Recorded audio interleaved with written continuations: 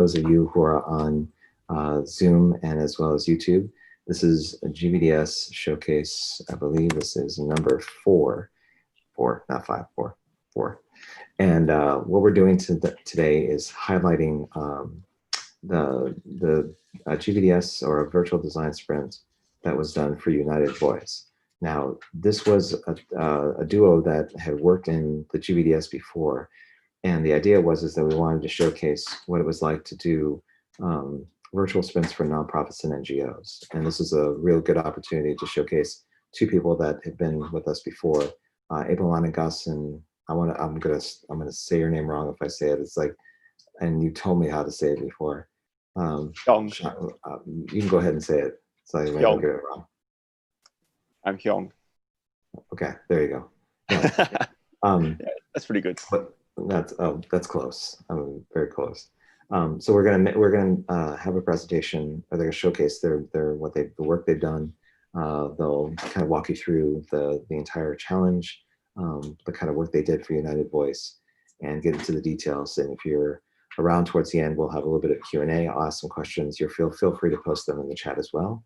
And let's get started. So why don't the two of you introduce each other and let everyone know who you are, where you're located, and what you do professionally. And I'll start with Abel. Sorry. And we won't start with Abel. Did he accidentally hit disconnect? I bet he did. Nope, he's there. Hey, I can hear you now. Close, maybe. You there? Abel Maningas. Hello? Okay.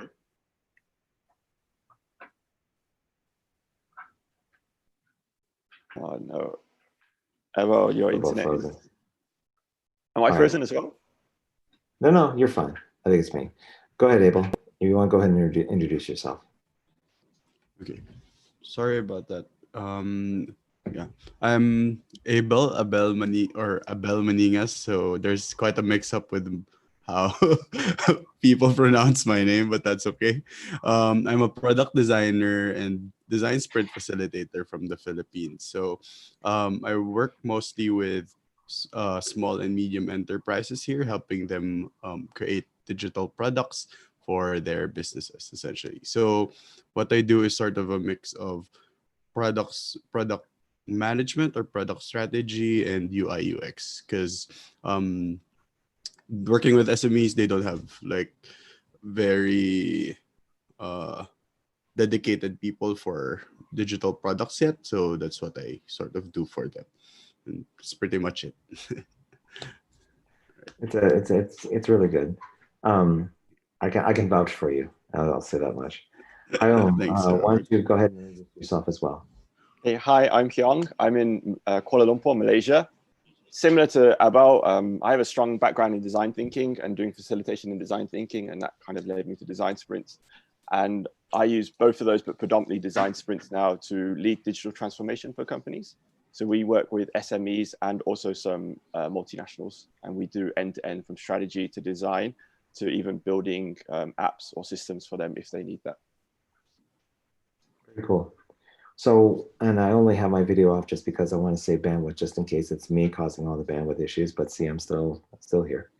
Why don't the two of you set this up and explain to everyone who's watching what was the kind of the impetus for this? What was the setup? What led you to doing a virtual design sprint for United Voice? Kind of give us the background a bit. Yeah, it was a good question. So Abel and I met in GVDS 3 last year. We were on the same team together, and we had a really good team, and we're still in contact with some of our other team members, actually.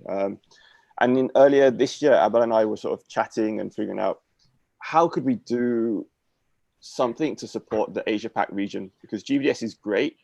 Unfortunately, the timings don't always work for us. And, I know, Robert, we appreciate you taking the time in your night time to do this to accommodate our timings. But traditionally, a lot of the GVDS stuff is sort of 1 o'clock in the morning for us. So we were looking at setting up a sort of community for Asia-Pac a little bit. And through that, we ran some LDJs, remote LDJs earlier this year. And that was around the COVID-19 and the situation there. And there were some things that came out of that. in terms of like ideas that people were interested in, but nothing that really, they were interesting, but not enough for that people wanted to be involved in them. And Abel and I were discussing that we'd love to do some sort of showcase to show, especially people in our region, like what's the power of design sprints, and especially that you can run them remotely effectively. So after discussing for a while, we decided, look, the ideas that came out of the LDJ were interesting, but nothing that, some of them were too broad to get our teeth into. We thought, why not help an NGO from the region? So we reached out to our networks and we got introduced to United Voice, who neither of us knew before. We spoke to them and they seemed like really good people, and they've got a really great cause. So they're about promoting self-advocacy for people with learning disabilities. So they work with a lot of adults, only adults who have a range of disabilities in terms of learning disabilities, and they help them do self-advocacy. They give them training, they help them find employment, they give them employment training, and they also work with the wider community, such as employers, to sort of help educate them and raise awareness amongst employers that, look, you can hire people with learning disabilities and they can do a good job for you. And that basically, that's what their cause is. Okay. So maybe this is a good opportunity to kind of go into the mural that the both of you have created for this. Yeah. Now probably lead us into the startings of the challenge, or at least the work you were doing with United Voice. Okay. Abel, are you going to share screen or shall I? Sure. Are you allowed to share your screen? Let me check. Yep. Yes. Okay. There we go. Okay. Oh, okay. So first of all, I'll introduce the team. So obviously Abel and myself were the facilitators, and then we had quite a good mix of people from the team. Some of them experienced with design sprints, or at least familiar with design sprints and what they are. Some of them not. So we had Darwin, who is based in Singapore, and he does service design and service innovation for companies in Singapore. We had Abigail, she's based in the Philippines, and she works for Microsoft doing digital transformation. So this is, again, something in her space. Adeline is a UX designer based in KL, and Sarah is a new designer based in KL as well. And then we have the client team. So the client is very small, and their core team is actually these three people here: Mo Fong, Barbara, and Wan Ching. And although they have their designated roles, because they're so small, they all wear many, many hats and work very closely together, doing practically everything within the organization. So the way that we ran the sprint was probably a little bit different to the way people would run a normal sprint, like an in-person sprint, but similar to the way that you would run a remote sprint, in that we moved a lot of the work to the pre-sprint week. So what that entailed is Abel and I, first of all, we did an LDJ with Mo Fong, Barbara, and Wan Ching. And we came out with this big idea from the LDJ that they wanted to find a way to optimize productions and operations for their teams. Now, what does this mean? So United Voice have their NGO part, and they also have a social enterprise. And that social enterprise provides employment to around 15 of their members. The members are the people with learning disabilities. So they employ 15 people on a part-time basis to help make things. And part of their production, they have two arms. One is a bakery. So they produce cakes and cookies and sell these. And the other one, the other part is gifts. So they have a weaving machine, and then they take the weavings and they cut them, and they make keychains or bags or pouches and t-shirts out of these weavings. It's a special weaving called Saori weaving. It's quite unique. So they have this production, and obviously they have challenges with production just because of limitations in terms of the space and the people and the equipment that they have. So the big idea that came out of the LDJ originally was finding a way to optimize production and of their operations and their teams. And the reason for this is they really struggle to manage their stock levels and fulfill bulk orders because they have inconsistent demand. So maybe this month they will have only 2 or 3 orders for keychains and bags and t-shirts. And then suddenly a corporate partner will come in and say, look, can you give me 700 bags next week? And they can't fulfill that demand because everything is handmade by their members. So they wanted to try and figure out, how do we overcome this inconsistent demand and limitations with the productivity? And it's important because, you know, they're hiring these people. These people are employees, so they are working they have people working every day making stuff, and they need to make sure that they're making the right stuff and they're able to meet demand for the items that they're making. So out of that LDJ was this sort of broader challenge of optimizing production. And from there, we changed up the sprint a little bit. We didn't do how might we's. We went to do jobs to be done. But before we did the jobs to be done, we did the long-term goal and the sprint questions. So the long-term goal is related to this big idea. And the long-term goal was, in 2 years' time, we will have feature products that are sustainable to produce with developed channels that provide access to consistent demand. So this is a long-term goal that addresses that larger viewpoint of in optimizing their production and demand. And from there, we came out with the 3 sprint questions, the can we's. So the first one is, can we find an efficient way to train our members? Can we develop a product development plan for UV? And can we use the same resources and skills to make new products that are in trend, such as eco-friendly products? Now, this is where we have to add a caveat. These sprint questions do address the long-term goal and they address the overall arching challenge. But what we did is then we did jobs to be done.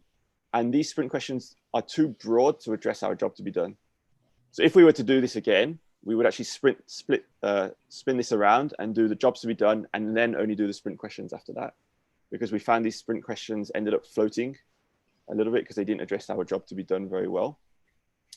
And the job to be done that the team came out with was help us create more consistent demand so that we can hire more team members.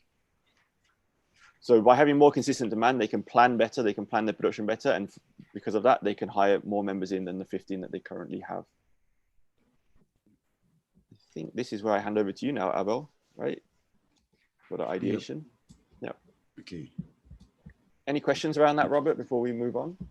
Yep.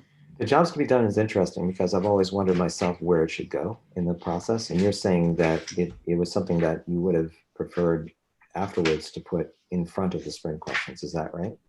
Yeah, because we view the sprint questions as like guideposts or goalposts, or, you know, these are the things that we have to meet for us to know whether our sprint or idea is successful or valid. And because they address the broader challenge and not our sprint question, we can't use them, sorry, not our job to be done. We can't use these sprint questions to tell us whether or not we've achieved our job to be done. So I would have done them afterwards so that we can do it that way. Okay, good to know. Yeah, keep going. Abel, you're up. Okay. All right. So we'll start things off with the winning concept. So with the problem of the consistent demand, our winning concept was actually from Sarah. So if she's here, like, give yourself a hand. But yeah, so the big concept is, the big idea of this is essentially a patron concept. If you're familiar with Patreon, that's basically the similar concept. So she calls this "You've subscribed," and then essentially users or customers could pay a subscription level or a subscription fee, monthly subscription fee, where they pay, well, in her concept is $1, $10, and $25 with so it's different tiers, and you get different perks for each tier essentially. And what they get are exclusive access to content, and then access to limited edition products or voting rights as an idea, where patrons could vote on the products that they want to be produced for the next month or for the following month. And then there's also the idea of live streams where patrons could join and see how the members of United Voice work and join some events and stuff like that. And then another key thing here is the subscription box that comes with their subscriptions or with their patron subscriptions. So every month, the big idea was they would receive a subscription box containing UV's merchandise. So there are cookies, which are their big stuff, and then there's some straws as well, which they're already selling, and then some artwork. So it's a bit, the resolution is quite bad here. There's also a thank you note. So yeah, so that's the big idea essentially. And then we took that and then created the prototype. So let me just get into the prototype. Can you see it? All right. So essentially, we took the winning concept and then prototyped it. Definitely, we created the user test flow with the team and then the storyboard, and then came up with this essentially. So we directly prototyped on Webflow. We used a template to make things easier because we're focusing on the concept anyway, and then added some parts where it would help the users understand what we're selling or understand the concept better. So it's not about adding any more ideas, but just adding things that support the main idea. So they called it impossible patrons. So following the Patreon concept where people subscribe, and then we talked about United Voice as a way to start things off and introduce who we are. We also incorporated the use of stories to talk about the people who are inside United Voice or the members of United Voice. And then here goes into the concept already. So these are the perks. There's also a section about a bit about how the money helps.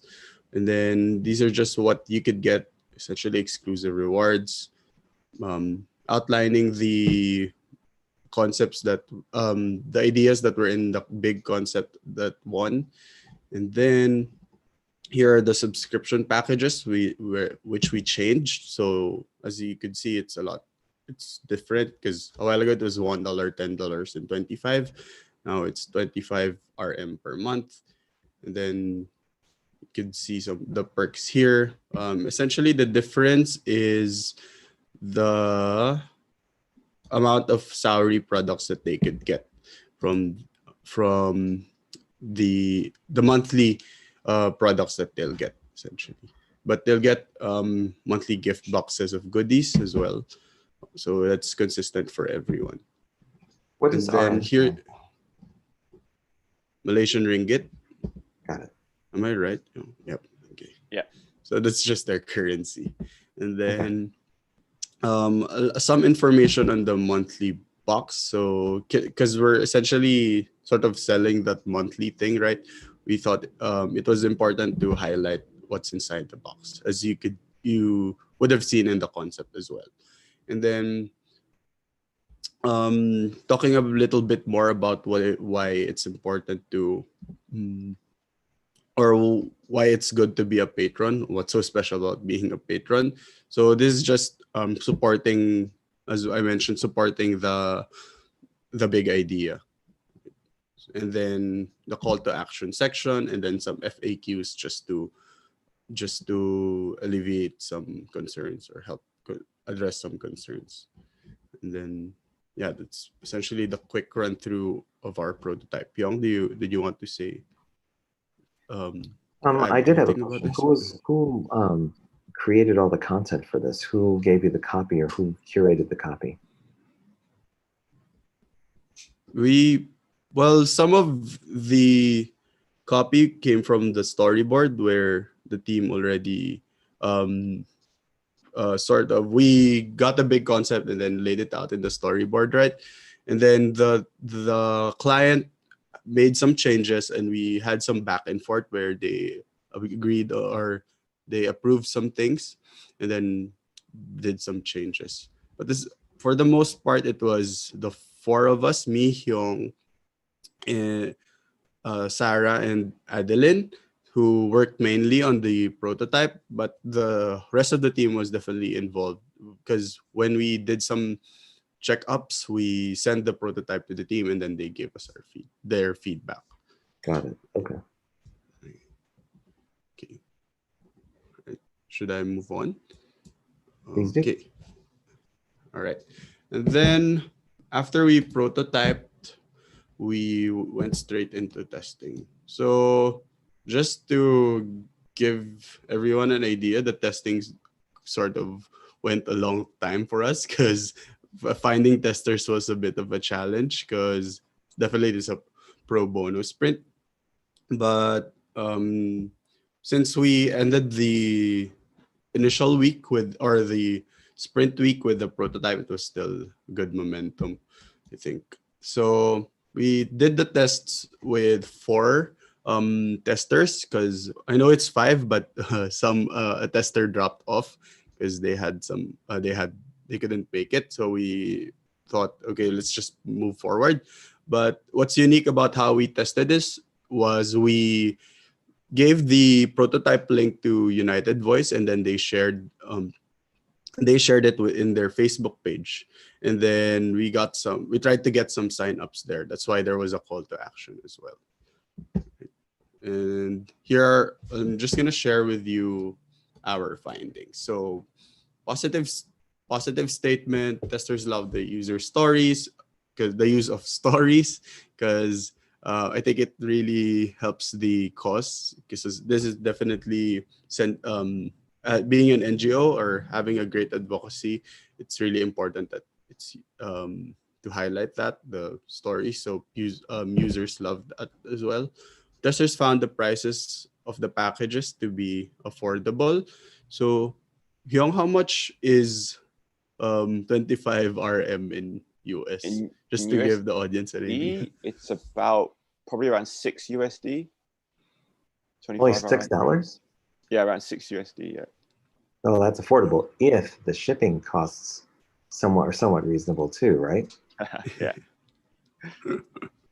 Yeah, and that's in Malaysia anyway.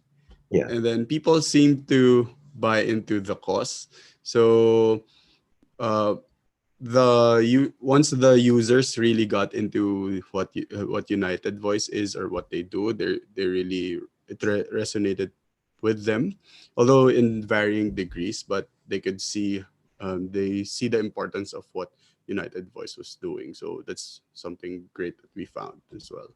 And then testers found the photos great for making it feel real. So as you could see in the prototype, there were photos, or even here in the prototype section, you can see the members of United Voice working. It was really good for them, or they really found that great. So some of the negative statements or things that didn't work for us quite well: people would rather the money went to the advocacy than on a gift box. They didn't realize that the gift box creates employment for United Voice. So I think, well, for me, this is probably the highlight of the sprint. This is a key finding because although we'll talk about it, or we'll get into that deeper later, there's a difference in the motivation for buying in donations. So that's a key finding that we had here. And then not really clear why are they selling things. So that sort of ties into that, because some testers even explicitly said that why do they have why are they selling products to that degree? So there was some confusion with that. And then distinction between UV and impossible is unclear. So these 3 all tied together as well. And then testers wanted more information on the products. So in the prototype, we only talked about the merchandise box a bit, and then really focus on what the merchandise would have. Although United Voice does have that on their website, we failed to include that in the prototype. And then informational statements. Testers wanted one-off donations because here what we showed them was mostly subscriptions, right, or monthly payments. So some of them also wanted to make one-off donations. Testers wanted to know how much would go to their perks and how much goes towards helping the members. So it being, or the United Voice and I'm Possible being a NGO, they wanted to see how much money or how or where their money goes, essentially, for transparency's sake. And definitely they'd prefer it to they'd prefer that the money goes to the members. It directly helps them. So another is a testers like the names, while another didn't, because it felt too expensive and would take too much time. Others didn't or comment on it. So this is kind of a mixed reaction. Some testers really like the patron as a name, but some didn't. So it's still something to decide on after the sprint. And then people didn't need anything in return, but it's a nice gesture once in a while. So that's still related to the negative statement that I mentioned a while ago about the distinction between UV and I'm possible is unclear. So Abel, do you want to just clear up that distinction for Robert and whoever's watching? All right. So what we found essentially, although it goes into the insights, was people had different motivations with donating and buying, and that's something that had to be explicitly explained or like communicated. So testers felt like they didn't need anything in return because what they felt was they're making a donation and not buying something from from a business, since they're marketed as an NGO and not as an enterprise. There's a bit of a confusion there. So anything to add, Hiong? I think I got it well. Yeah. All right. Okay. And then for the insights was transparency around UV in the project was very important to the users, because they wanted to see where the money goes and understand that completely. So I think that really, we think that really hits the spot as well with the distinction between UV and I'm possible, because every purchase that the members or every purchase that they get directly helps the members in terms of creating revenue for the social enterprise, and as well as training them because they are employed in the social enterprise. And if they sell products, they get experience, right? So it's really something that has to be highlighted. And how the cause resonates with the user would also play a factor in decision making. So we had some testers who said that they would donate because the advocacy resonated with them. Maybe they have they have someone who's they have a relative who has learning disabilities, or there's another tester who said that she likes helping people who like to help themselves. So that is how it resonated with her, and that's how she saw United Voice helping like the members. And then donations and sales are not the same thing in the user's heads. So going back into the distinction that I was talking about a while ago, so the donations and the sales are very different, or have different motivations. So that's something that has to be incorporated with the marketing and the messaging of the NGO and the social enterprise within United Voice. All right. Yong, do you want to talk about how we'll iterate this and the next steps for United Voice? Yep. Okay. So we ran a retrospective with the team, the client and the team, to share all the findings from this. And as Abel has mentioned a couple of times, the biggest challenge they're facing at the moment is that distinction between United Voice, the NGO, and the I'm Possible, which is a social enterprise that employs members and sells products. So they are keen to take this forwards, and they want to put this onto the website. And what they're going to do is they're going to work with Darwin, one of our team members, to try and clear up the messaging and the marketing and try and focus that this is a product that we're selling. We're not asking for charity in terms of these subscription boxes. And also they're going to change it from a monthly box to sort of a more periodic subscription box. So either quarterly or for festive periods alone. and that you can buy sort of one-off boxes if you wanted to, rather than have to subscribe. So they are taking this forwards, and we're going to be helping them out as much as we can with that. So yeah, that's one really good positive for us out of this. Do you want to go to the, was it what we liked part? Highlights? Highlights, yeah, that's it. Okay. Right. So we had some good highlights from the team. A lot of it is actually around the team, which is really interesting. My own is around how the commitment of the team to the cause really helped create something impactful. Adeline talks about the team was motivated and open-minded, which resulted in good collaboration. Yeah. Sarah talks about being able to work with different people from different countries and ages, and how interesting it was to see everyone's ideas. Let me see, what does Abigail say? Yeah, Abigail was surprised at how great the collaboration was, despite it being remote. I think this is her first time doing something remote, even though she's done this kind of work before in her day job. Doing it remotely was something new to her.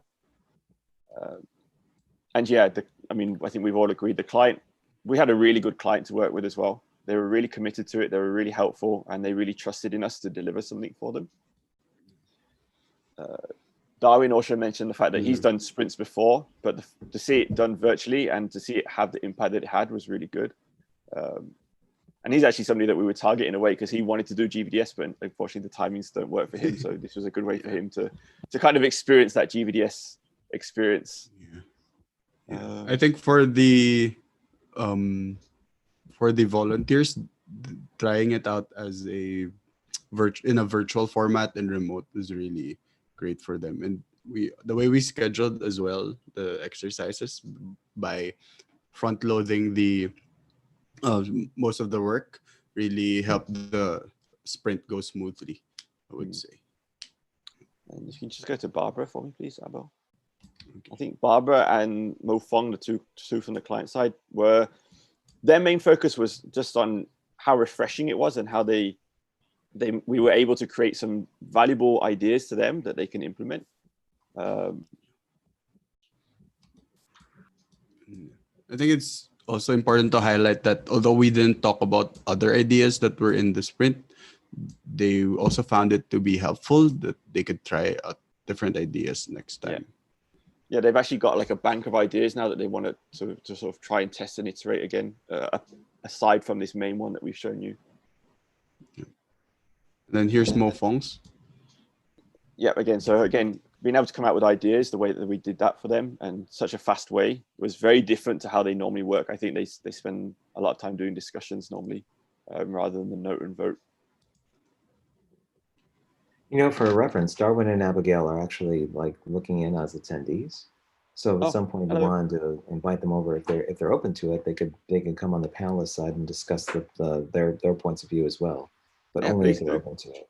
Yeah, please. I'd love to hear from them. So Darwin and Abigail, if you're interested in kind of coming over and talking with Abel and Hiong, you can go ahead and raise your hand or put something in chat. And it's really easy to bring over to the panelist side if you want to speak. Otherwise, you can stay attendees, and if you want to stay there, that's totally fine. We're not going to pressure you to kind of come on in terms of the presentation. But I noticed that since those two people were part of the original list, I thought, well, let's have a group conversation and see what perspectives there are from all sides.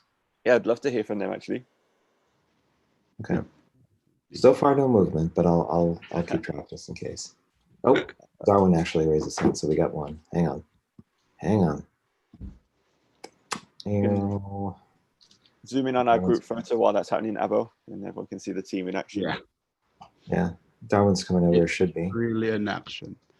We weren't ready. There we go. Hi, Darwin. How are you? You're muted. Hey guys, good morning, good evening, Robert. Hey, I apologize for the GVDS not being very time friendly. I'm gonna have to work on that.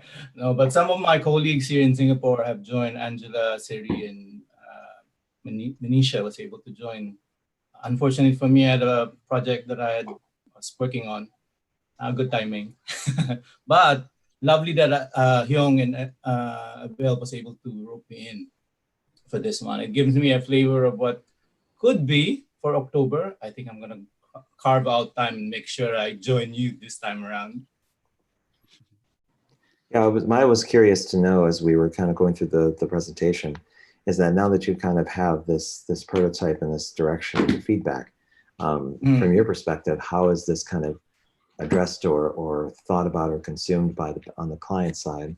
Do you have to did you have a preparation in mind already before the results of this prototype or the results of this sprint, or were you kind of waiting till the sprint happened and then kind of figuring out how it was going to work with all the other things you have on your plate? I kept it very open, really. I think I was more interested in the processing itself, it being remote and multidisciplinary at that, and not knowing who has what in their toolkit and what have you. And in terms of the client, I think it was a refreshing interaction that no idea about who they are, and I think most of us in the team, but they brought in a real life challenge that we can really sink our teeth into. And what was the output of the process is that I think we can see that we can help them a bit more. And I'm going to wear my marketing hat, and I offered my services to them and help out. Just because one of the key highlights that we had on the activity was the messaging around the social enterprise and the NGO, and the confusion in the market, or at least the target customer, in terms of, are we donating or are we buying, which is something that has to be addressed in this context. But at the end of the day, I think what was a highlight for me was how our client was, getting this on board. Like, it could be part of their DNA as the way they make decisions, how they interact, which is something that we want to happen when we introduce design sprint as a thinking tool or a decision-making tool for a lot of this organization. And since Hiong and Abel and I work with a lot of SMEs in the region, this would be accessible to them, and something that we could do that. Cool. Okay. So Yeah. what I should ask, what are the next steps? Like, what are the short-term kind of 1 month, 2 month steps that were discussed, or where you're thinking about going with this? So we just heard back from the client yesterday, actually, on that, and I haven't had a chance to update Darwin yet. So this is going to be like a live update to Darwin. I heard the Darwin name a while ago that they want to. So yeah. Okay, go ahead. So they want to work with you to clear up the marketing messaging, and I've got to do that email today to connect you with them on that. They also asked us about how they could implement this quickly and easily on their current website. So we said, rather than setting up sort of like a whole subscription database and anything like that, you just put a form on your website. People can pay them how they currently pay them, which is through an e-wallet or a bank transfer. And then manually on the back end, they will just track that. Or one thing we forgot to mention, sorry, in terms of the results. So they sent it out to about 100 people that we didn't interview, but we just sort of put it into the wall to about 100 people. And we had five people click the link to sign up, which is not massive, but 5% is not a bad return. Not at all. So I think that's kind of encouraged them to sort of pursue this a little bit further. You could further prototype it and do more experiments around market engagement based on messaging and offering and transparency, and really be able to test. Like, you can do A/B testing. You can probably go a bunch of different routes just to see what's more effective. Yeah. Good. I got some work with them. Free work, mate. Yeah, no, definitely, because it's I'm taking a client, a KL-based client, so my standing offer to them that whenever I'm in KL, I'll try and visit them. So it's all lining up. I'd love to work with them a bit more, and I think we can make an impact on what they're doing. Yeah. How will you tell the story of this even after the showcase is done? Are you planning on writing an article to kind of document everything that happened? I mean, this will exist on YouTube, but what are some ways that you're going to codify the work that's been done and kind of showcase it? Are you thinking of submitting it to Sprint Stories, perhaps? Well, you want to answer? Well, that's honestly not we haven't discussed it yet, but I think as every public sprint that I do, that's something that I'd like to explore as well. So maybe we could set that up and then submit it to sprint stories. I think it's really great to definitely great to show what we came out with, because what I guess, just to give you an idea of how it's unique for me, was we took on sort of a different challenge with around the consistent demand management, right? And then we came up with a different direction where it's more deeply rooted, and that shows well, with the sprint we were able to show a different problem or uncover a different problem from the client. So even without the creating a prototype or creating a product, this design sprint really highlighted that even beyond product design, as people would think, design sprints are really valuable for the business. So mainly because of the prototype, right? So it's the strength. I think that's something to be highlighted, definitely. One of the reasons I suggested it too is that for a long time I was trying to figure out how to get social enterprises and NGOs directly involved with virtual sprints, just to kind of showcase what it was capable of. Part of that challenge was to also put it on third-party publications, case studies that showcase what it's like to kind of go through this. You have United Nations one, you have some big names, so to speak, but there's only here and there where people have kind of outlined their work with NGOs or universities. That's why I suggested that this one might be a really compelling story, especially given the nature of the business and what it's of the NGO, what's attempting to do and what it's doing through this effort. So that's why I'm encouraging it. Yeah, definitely. Wow. Big challenge for you guys. Well, I'm a pretty good ghostwriter, so Abel knows that if it's not exactly like proper English, I can always kind of dress up like a Christmas tree and we'll be good to go. Yeah, that would be really great, because I think even in Singapore, there's a huge community of NGOs and social enterprises. And I think for, like in KL and in Manila, there would be. And I think just to highlight how this was done, I think the big story is that it's a continuing story still. And it started from design sprint, virtual at that. So it'd be really great. And yeah, it'd be great if we have this case study to go around. Mm-hmm. And then it would just be a matter of whether or not I suggest a written word, because that's just what I do. But maybe the opportunity is really in audio or video or something where it kind of shows different dimensions of it. But again, it'll be a question of bandwidth and case knowledge of the people that are involved in what seems to work with y'all. I know that for me, I don't do camera video much, because this is a face built for video. It's more or less for podcasting and for writing. And then audio or video is just a labor of love that I have to kind of endure, but it's there. So, so I think we went over next steps. Is there anything else that any one of you want to kind of bring up about the sprint, or anything about this particular showcase that we may have missed or that you want to emphasize?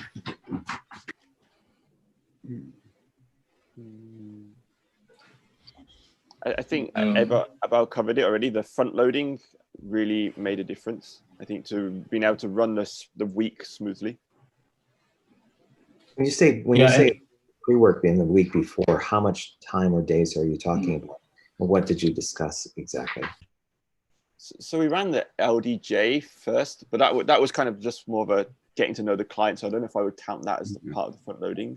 We did the expert interviews, and because of the nature of the client, we only had to do 3. So that was like 3 hours, which wasn't too intense.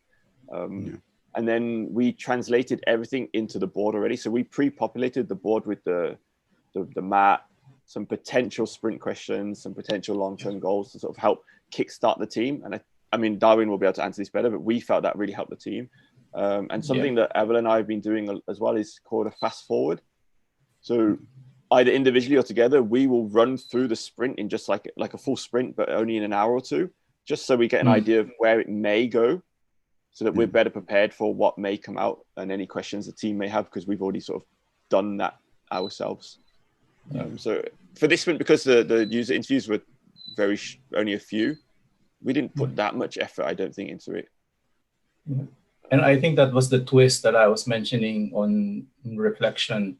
I was expecting a bit more of what, a face-to-face sprint would look like. Us, the team, having the subject matter expert in the session, and then us looking at it. But I think that's the reason why it was faster and more effective in a way, because of the stuff that these two guys did, because the data dump to the team was very thorough and sufficient enough for us to work on doing the sprint. Otherwise, we wouldn't have the time, because we only have like three hours, right, for the day. Yeah. Yes, and for them to invest their time earlier on and then bring that back to us. And Hiong highlighted this as a unique one that I've seen, comparing to what I've seen in the other virtual design sprint, is that the pre-population or some of the prompts, the triggers that they place in the worksheet or on the board, in the mural board, helped us and the client in terms of like kickstarting the thinking process for us. So that's why we were able to achieve the 3 hours and still not sacrifice on the quality. So this virtual design sprint, even comparing it to what I've seen with how you guys done it in GVDS, there's a twist that was employed by these two guys. So just to add to that, on the Friday before the sprint started, we did a 1 hour briefing with the team where we downloaded everything that we'd learned from the expert interviews and gave them the opportunity to ask us any questions. And if we didn't know the answer, we had that weekend to sort of go back to the client, find out the answer, and then add them to the board. That really helped as well, because there was a few clarifying questions from the team that we couldn't answer.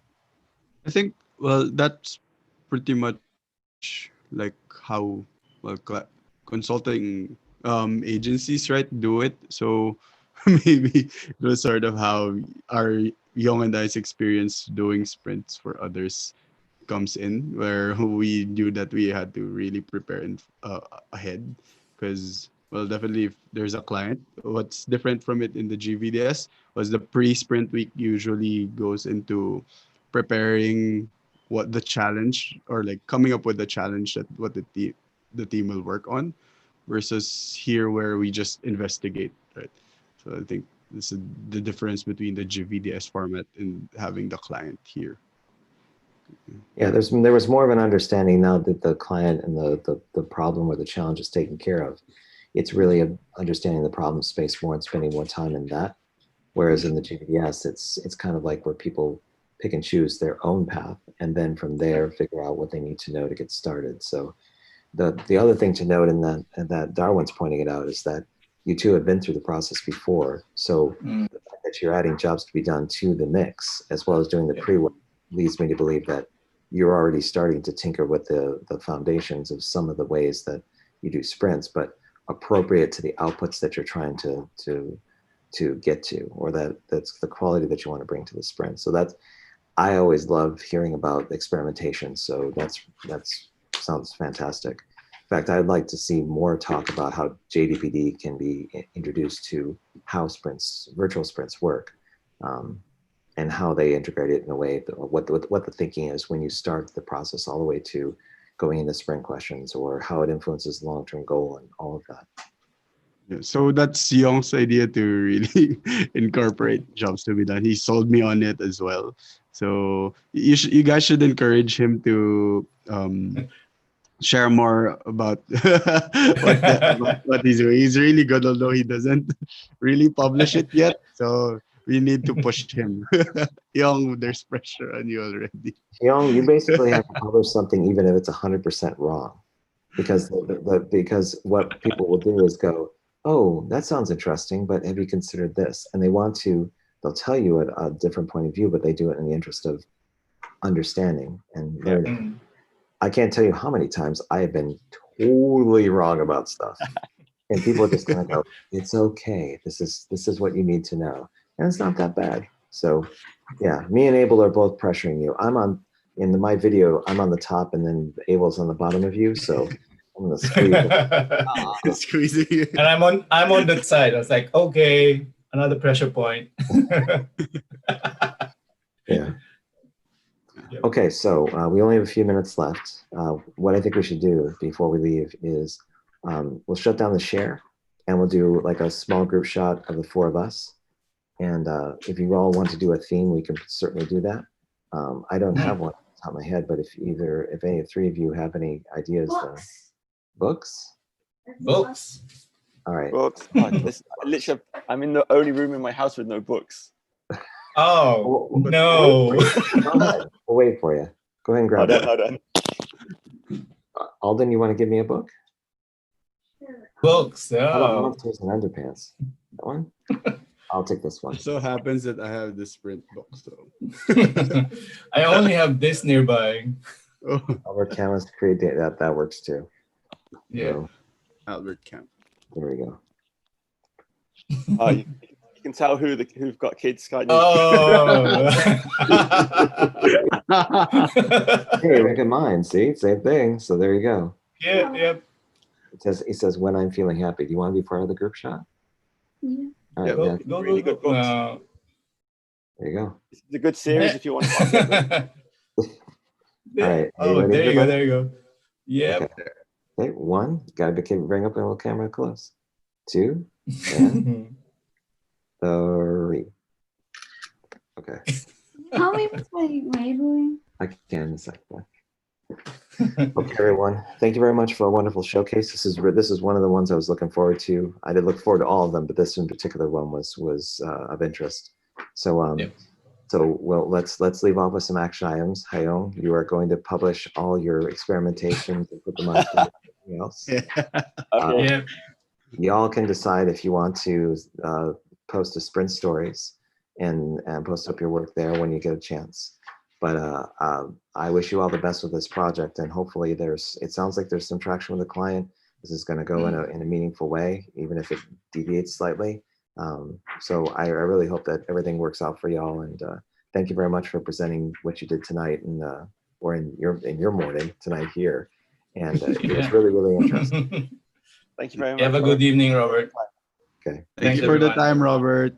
You're welcome, and good luck to you, okay? See you Bye. soon. Thanks. Bye-bye. Thanks.